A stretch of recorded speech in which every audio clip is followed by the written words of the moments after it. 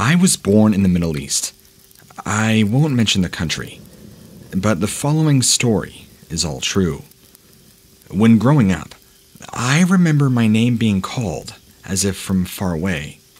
And every time this happened, naturally, I'd stop and listen. The voice was sometimes that of a man, and sometimes a woman. This obviously did not happen all the time, and I learned to just ignore it and get on with what I was doing. The Middle East is considered the cradle of civilization, based on the Abrahamic religions. That's where everything started, and so did the history of the jinn. I have heard many stories that took place within our own circle of friends, not too long before I was born. These stories were discussed among adults in a matter-of-fact fashion, as real incidents that have taken place, and in some cases, were still happening. Dark arts, books, written in Aramaic language, are circling among certain ancient group of people who are indeed using them to control demons to do their bidding. I remember hearing adults talking about one of their friends who needed some help around the house. The friend decided to trap a female jinn and make her do all the household chores for her. Since everyone had seen this captive jinn, they also learned that even though the jinn wasn't able to free herself, she was able to disobey her human master and do the exact opposite of what she had asked to do. One day, I was playing with my sisters when I heard my name being called again. I stopped and asked my sisters if they could hear what I'm hearing. They both said no and asked what I was hearing. I told them that somebody is calling my name, but it sounds like it's from far away. While they could not hear the person calling my name, they both admitted that they too hear somebody calling my name from time to time. So, we decided to ask our friends, parents, and grandparents to see if they have experienced this strange phenomenon. To our astonishment, everyone said they also hear someone called their name, occasionally, even though no one else does. During a gathering one day, we decided to go around the room and ask everybody if they've had this experience. As we're making our rounds, an elderly man who was an uncle of a relative had overheard our conversation and told us to pray every time this happens. We asked him why, and he said, "You don't want to know who is calling you, but trust me, just pray when this happens." Years passed, and I ran into this old man again at a different gathering. This time, I was determined to find out what he meant by telling us to pray. As I walked up to him to say hello, I reminded him again of what the conversation was about and the advice he had given me when I was a kid. This time, without any hesitation, and he responded, "My dear, the summoning demons are calling you. They are ceaselessly looking for the one person who will answer when they call." I had goosebumps, just listening to what he had to say. So I asked him, "What happens if somebody answers?" And he responded, "If you answer the summoning demons, you will be possessed by the one calling you, and the worst part is that nobody will ever know." My family and I eventually moved to live in the US, and since then, I haven't heard my name being called again. I believe these demons originate in the Middle East, or perhaps only the country I was born in. They might be the infamous jinn of the Middle East. Either way, I'm glad that I am far, far away from the summoning demons.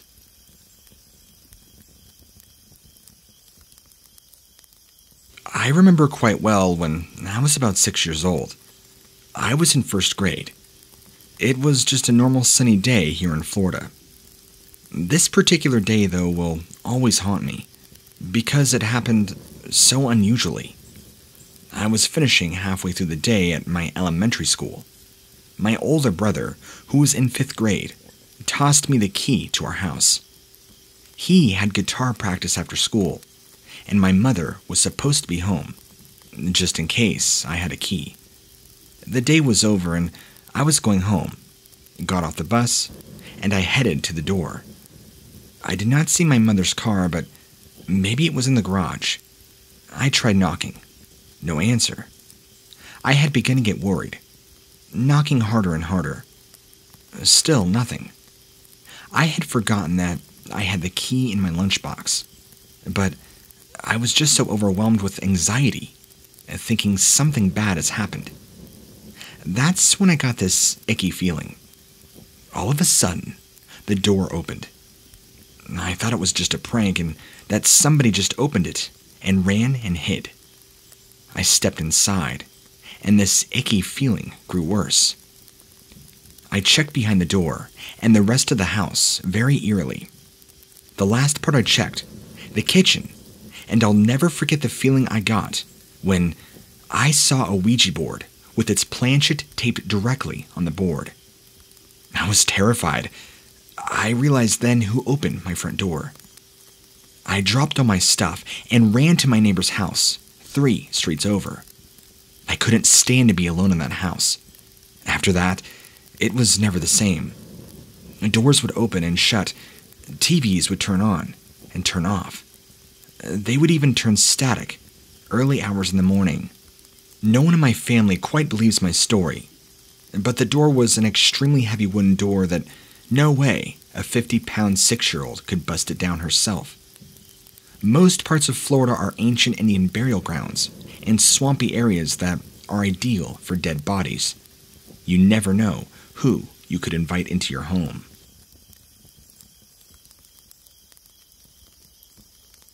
This is a short story, but I still feel the need to get this out there. My friend is out of town, so I'm taking care of her puppies. I was driving her to our house yesterday when something odd happened. I went the back way, which I almost never take going to her house, only coming from it. It's a long, winding road with almost nothing but trees, a few houses here and there, and a very old cemetery. Now, usually, when I drive through or pass by a cemetery, I mute my music. It just feels disrespectful not to. Since I don't usually take this road in this direction, I did not realize I was already passing the cemetery. Suddenly, I was hit with this incredible feeling of absolute dread, almost as if you could sense something terrible was about to happen. Like when somebody tells you, "We need to talk," and you just know it's something bad. Only this feeling overwhelmed me. I felt it deep in my chest. Just pure despair. I muted my music and was actually about to pull over on the side of the road to calm down, when suddenly the feeling had gone away.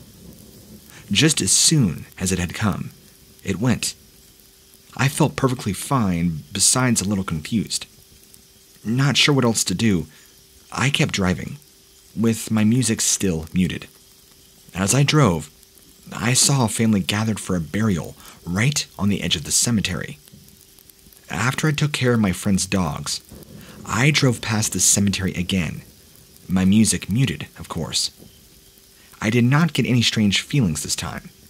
I haven't had a strange feeling passing by this cemetery before, after all. Later, at work, I told a couple of my coworkers what had happened.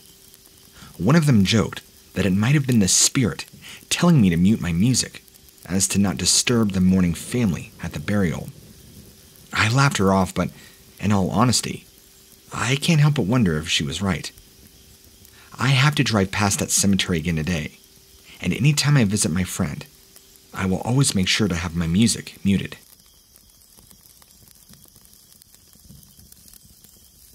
About 20 years ago, my parents bought some land in an underdeveloped town just south of Baton Rouge, Louisiana. On this land, they built a large 2-story home for them and their 4 children. Flash forward to today, and it is only my parents, myself, and my brother living in this home, as my older sisters are married and live with their own families. Although everyone in my family has experienced things in this house, the story I am sharing with you today began several months back. I was brushing my teeth in the downstairs bathroom when I heard my mother speak to me through the crack in her bedroom door. This was a bit surprising to me because the light in her room was off. But I figured she was trying to take a nap due to her voice sounding so slightly tired and slightly off. It sounded as though she had her face pressed against the slightly cracked door, but it also did not sound like her. She asks me a question about my sister, and I responded before bounding down the hall and up the stairs to my bedroom. As I got to my door, I heard some noise from the other side of the upstairs portion of our home. I walked towards it, and I saw my mom sitting at the desk space we have up there. I asked her if she had just been in her room, and asked me questions regarding my sister. She gently denies it, saying she has been up there for hours doing work. We brushed it off as nothing and just went about our day. A few months later, I was awakened just between 3 and 4 in the morning by my mom shouting my name from the base of the stairs. She shouted my name twice, demanding I come down the stairs. So I get out of my bed, walked down the stairs, but did not see her. I walk into the living room, the kitchen, the dining room, her office, the bathroom. I found nothing. All of the lights were off, and I was the only one awake. I went back to bed, and when I woke up a few hours later, I asked why she had waken me up and what she wanted at that odd hour in the morning. She oddly denied being up and having ever shouted my name. We thought this to be weird, but again, shuffled it in the back of our minds. So, a few weeks later, this happens again, and I was again woken up by my mother calling my name at the odd hours in the morning. This time, I sat up in bed and listened to it before deciding to stay in my bed, knowing it was not my mom. My boyfriend told me it was probably a dream or sleep paralysis. I figured he was probably right. That is, until this past weekend. On Saturday morning, my mother told me I had woken her up calling her name from the kitchen. She walks through the kitchen and living room, trying to find me, but alas, I was sound asleep. Saturday night, my boyfriend and I fell asleep on the couch, watching movies with my parents, and between 3 and 4 a.m., he told me that he had heard me talking to him. He knew it wasn't me, though, because the sounds were coming from me, and it sounded sinister. He told me that he had a weird feeling about it, and prayed until I woke up. I asked him more about it, but he brushed it off as some sleep paralysis. He does have an extensive history of sleep paralysis, and has experienced a lot of weird paranormal things, all of which he hates to talk about. He chalks this up to being nothing, does not want to talk about it, period. I just wonder if this is something I should worry about. My family, my boyfriend, and I are all Catholic. Our house has been blessed and is full of blessed crucifixes above every doorway. We do not want to give attention to anything. This is not the first experience I have had in this house, or the worst, or, I suppose, the last.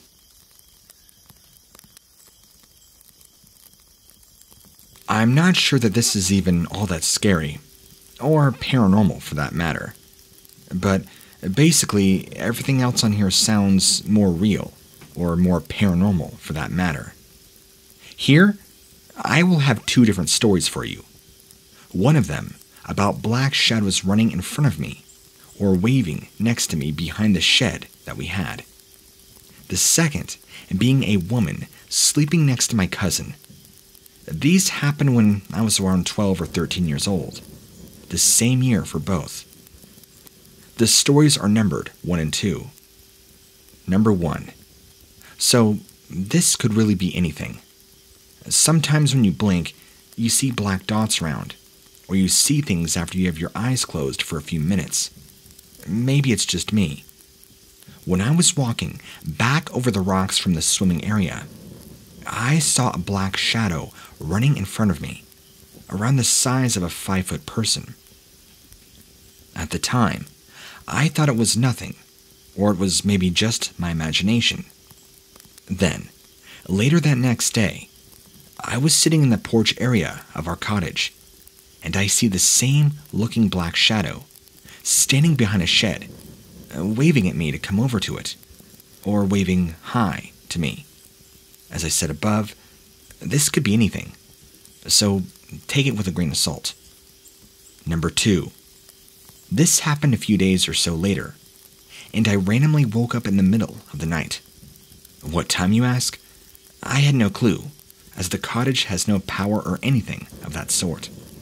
And plus, I did not have a cell phone at the time. I stood up from my bed and looked over to where my cousin was sleeping. As I look over, I saw a woman sleeping next to my cousin, an elderly lady, to be exact, that looked like my cousin's grandmother. She had dead gray skin, dark red lipstick, and a smile on her face.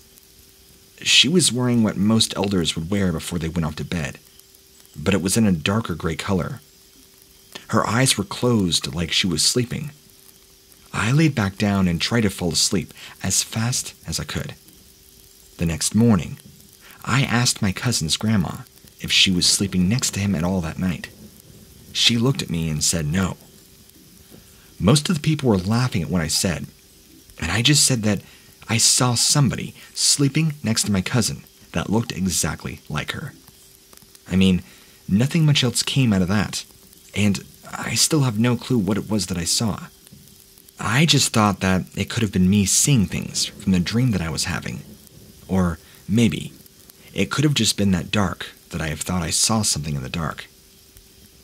The second one is a little more weird to me, and I sometimes wonder if that's what I saw. It could have been something from the dream that I was having, or just me seeing faces in the dark. If anybody thinks they know what it is, let me know.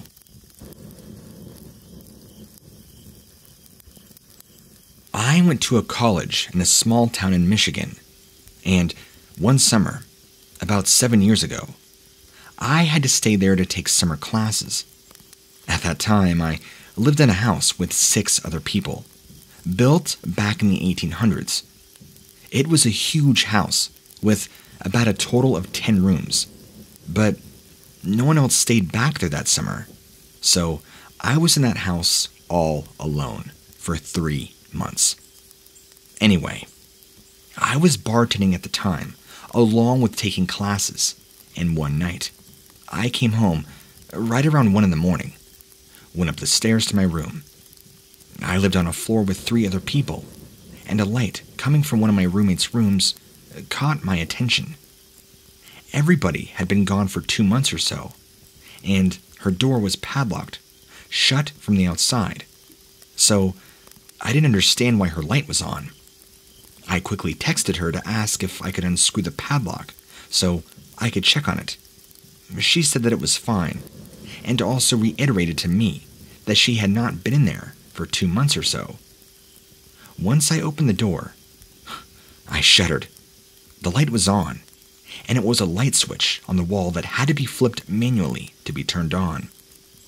I would have noticed this sooner if this light had been on for 2 months straight. So, how was this light on suddenly? Well, I had a friend stay with me that night, but I was still pretty unnerved. A few days later, I was cleaning the whole 4-story house and was trying to really gut it of garbage before everybody came back in the fall. This house, by the way, was always rented to college students and had built up a lot of garbage that was just never really thrown away. I had about 4 to 5 huge garbage bags sitting by the front door, getting ready to be taken out to the garbage the next day, which meant the bags would sit there for about a week. I got used to this sound that the huge, thick door that must have been there since the house was built would make when it hit the bag closest to the door. Such a unique clinking sound.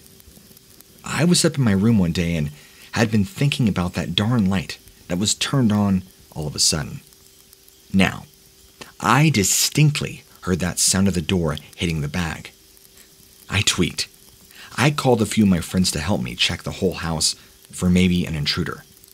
They come over, and absolutely nobody else was in the house. At this point, I knew in my soul what was going on, but obviously, until you experience something paranormal yourself, it's hard to explain it to people without them trying to rationalize it. At this point, I had gone home to my parents for a little bit to visit before school started up again in the fall. I was telling my mother some of these things, and she stops me with this look of shock on her face and says, "Oh, Sam, I have something to tell you." Well, her friend is a medium and does do readings on her side, but her and my mom were just out to lunch one day, and randomly, this medium says to my mom, "Your daughter, Sam, she goes to school in this town and lives in this address, right?" And my mom was like, "Yeah, why?" She tells my mom that there are 4 spirits that live there, 2 elderly people and 2 younger ones. The younger ones like to play tricks on students that live there, while the elderly ones try to keep them from scaring the people that live there. They feel bad for scaring Sam while she lived there alone for the summer, like the time they left the light on for her. But they won't do that stuff anymore, as they just basically want to coexist with her. This medium had also made sure to mention that these spirits are not bad, and there's no need to be afraid of them. Being that this happened 7 years ago, I thought of it a few months ago when I was back with my family for Christmas and made my mom repeat the entire story to me, so I knew I did not make any of this up. She reiterated the story almost exactly the way I remembered it.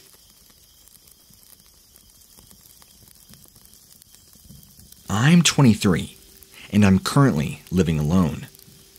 Sleep paralysis and night terrors are so common for me, to the point that I can recognize them instantly and break free from them on my own. But a few nights ago, I experienced something very different. A few nights ago, I woke up in the middle of the night. I reached for my phone and saw that it was roughly 4 a.m.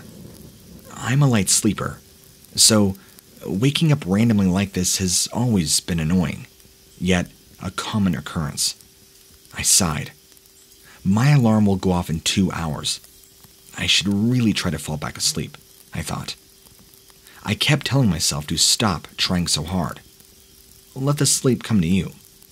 I even attempted meditation. But the more I did, the more I began to feel my brain inevitably waking up, uncontrollably racing through all the tasks that I needed to get done the next day. I accepted this fact and decided I should at least rest my eyes. I curled up on my side, on one half of my queen-sized bed, facing the edge of the bed. All of a sudden, clear as day, I feel my mattress sink behind me, and somebody sitting down. My eyes shot open, and I froze, confused and terrified. I felt that sinking spot in the mattress shift and heard the sheets shuffle, as if the person was dragging themselves across my bed, behind me. I lied very still and shut my eyes tight, trying to regulate my breathing and heartbeat. I told myself, as long as I can convince them I am really asleep, they'd leave me alone. I felt the person, or whatever it was, moving closer and closer to me until they touched my back. I did everything to hold in a gasp. I didn't dare open my eyes because I feared what I'd come face to face with. I could almost picture a haunting face leaning over mine, and I did not want to witness that. As if they made sure I was really asleep, they retrieved. I then let out a sigh of relief, disguised as one of those grunts you make when you're sleeping. I could still feel them sitting on my bed behind me. I slowly opened my eyes, but I didn't move another muscle. Trying not to move my head and neck, I looked around the room with my very limited field of vision. It's not real, I thought. I was just dreaming. I was sure because I knew if it was an actual intruder, I would not have reacted the way I did, and I wouldn't have tried to pretend to be asleep. I would most likely put up a fight, try to escape or scream for help. But why is that spot on my bed behind me still sunken in? I looked at the room again, and from what I could see, my room looked exactly the way it should. You know how when you recall a dream that you had, which took place in your room would always look like a bit off in your dreams. Well, I was very sure I was looking at my room with my own eyes, so it had to be real. It wasn't a dream. Then what was... All of a sudden, I felt a light tug. I flinched, gasped, and closed my eyes. But it was too late. The person began pulling my clothes violently once they realized I was now awake. I screamed and kicked and cried as I mustered up all the strength within myself to keep everything from going crazy. The entire time, I didn't dare turn around to see who it was or what it was. I pulled and kicked, wailing in the same curled position, keeping my eyes shut, snot and tears covering my face. For some reason, I believed if I let the thing pull and expose myself, I'd be a goner. Then, as suddenly as it all occurred, it all stopped. I opened my eyes again and saw that the sky was now brightening up. I sat up and looked at my bed and around my room. I was fully covered by my clothes, and there was no sign of a tug-of-war ever taking place. There was no snot or tears. I was sweating and my heart was beating out of my chest. What was that? I was beyond baffled. Usually, when I see my room in my dream, I'll remember how off it looked once I've waken up.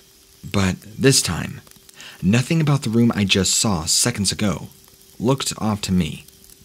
I was sure I was looking at my room with my own eyes, and the mattress sinking, it all felt so real.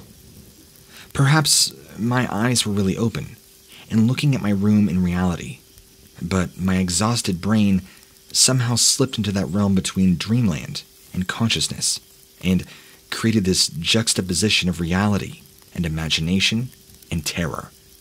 But I am open to other explanations.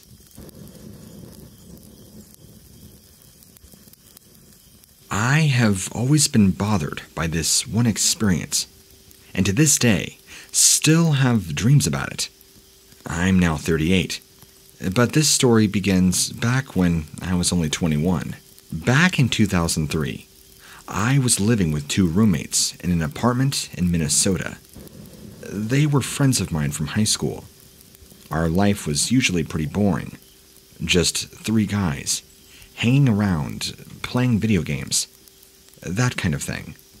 One day, I came home after working a long shift at the grocery store that I was employed by my roommate, and, of course, he had a Ouija board set up on the living room floor with their respective girlfriends. They excitedly informed me that they had contacted a spirit. They were asking it all sorts of dumb questions, like, what kind of car do I drive? Does my boyfriend love me? Just really mundane stuff. A non-believer, I jokingly remarked that the spirit was probably angry with their questions, and the board said yes. I felt it was my friends messing with me, so I decided to run a little test. I sat down with the group and asked its name. The spirit said its name was Mike. I asked it to prove it was a real spirit, and not my friends just dinking around, by telling me something only I would know. The spirit, Mike, responded by spelling out Sue, S-U-E, which is a sister I had not and still not met, and never told my friends about. While this was indeed odd, I was still not convinced. Next, I asked the spirit who I would marry. The board spelt out Kelly Anderson. I didn't know anyone by that name, so I laughed it off and said I did not believe Mike was real. One of my roommates, though, then mentioned that he had read somewhere that if a spirit counts backwards from 10 to 0, they can escape the board. The planchet began to spell out 10, 9, 8, 7, 6, which freaked out the girls, and they threw the planchet across the room and put away the board. I didn't think anything of it and went to bed. About a month later, I was trying to fall asleep one night, but couldn't, because I felt like something was watching me. I swore I saw a shadow creep along the wall behind my TV that was kind of humanoid-shaped, but I just wrote it off as a trick of the mind due to being tired. Finally, I managed to doze off a bit later and woke up to a feeling of being dragged off the edge of my bed. When I regained my sense, I was right on the edge of my bed, about to fall onto the floor. Still in denial, I thought maybe I had just slept funny. Now, fast forward to 2007. I'm still working at the same grocery store, and I meet a woman named Kelly who had just recently gotten a job there. I did not think anything of it because her surname was not Anderson. I got to know this woman, and we began dating a few months later. In 2009, we got engaged. One night, I was sitting with her in the living room of our apartment, and I was thinking back about the Ouija board incident from 6 years earlier. I told her the story of Mike and how the spirit informed me I was going to marry a Kelly Anderson, but I scoffed because her last name was different. She got really quiet and kind of just stared at me. I asked her what was wrong, and she told me that at one time she was thinking of asking her stepfather, who I had not met yet at the time, to adopt her. If she had done this, her last name would have been Anderson. It freaked me out a bit. In 2010, we got married, moved into a small house in Wisconsin. Strange things started happening around our new home immediately. I would hear whispers in the night as I tried to sleep. Kelly never heard anything. Sometimes I would wake up and see the shadows of little creatures moving out alongside our bedroom door. Eventually, I began to wake up to a feeling of something sitting on my chest. I would be unable to move, and I would see this horrible being staring down at me as it pinned me. It was wispy and malevolent looking. I would eventually regain my ability to move again and fight it off. Then, it would disappear. I know this sounds like sleep paralysis, but under the circumstances, I don't believe it was something that simple. Not to mention, this continued to happen all the way to 2012, when my son was born. For 2 years, I fought off this entity that would come multiple times a week to try and what? Possess me? Kill me?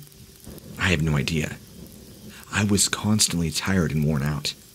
Throw a newborn into the equation, and I was utterly exhausted. The attacks continued until my son turned 3 months old. Then, one night, I heard a strange voice saying something in an unfamiliar language on my baby monitor. I ran into my son's room, but nobody was there. Not a thing. After that night, the attacks on me continued, but became less and less frequent. Eventually, it would maybe happen a couple of times a month. Unfortunately, in 2014, things did not work out with Kelly, and we got a divorce. She moved back to Minnesota, and I began seeing a new woman a few months after our divorce was finalized. The second Kelly moved out, the attacks stopped. I got remarried in 2016. I have been attack-free for 6 years now, but I still think about Mike and the Ouija board. Was this a spirit that was always attached to my ex? Did it attach to me because of the Ouija board, and now has attached itself to my son? I ask him if he's ever experienced anything unexplained, but I've never gotten a direct answer. I fear I never will have an answer.